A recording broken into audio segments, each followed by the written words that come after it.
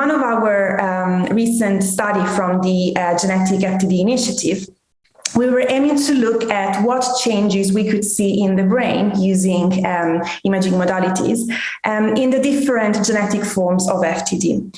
So the aim was trying to investigate which specific area of the brain were affected early and how these changes were occurring in the different stages of FTD.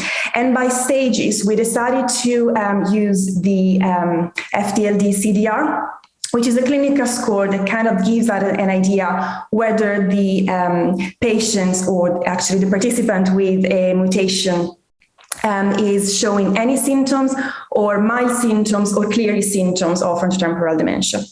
So by looking at different areas of the brain and looking at very small structure within the brain, our results shows that was really clear that individuals with an expansion in CONy were showing very early changes in the brain. Such changes were present where there were no detectable clinical symptoms. And these changes were present not only in the cortical part of the brain, but also in several subcortical regions.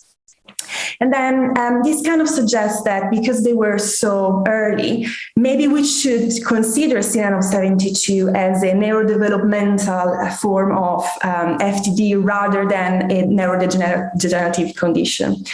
And when we were looking instead of mutation carriers in MAPT, the very first signs were present in specific area of the brain localized in the medial temporal lobe, and these are the amygdala and the hippocampus.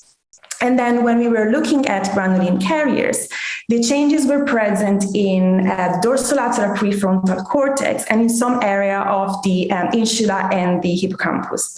But when we compared granulin and CONy, the changes that are present and that are visible in CONy were definitely much earlier, while granulin carriers were showing changes at the very later stage where symptoms are already present. So this kind of results showing us how different these two forms are, with a very early changes in CONy and changes that are present when the symptoms are already there in granulin carriers.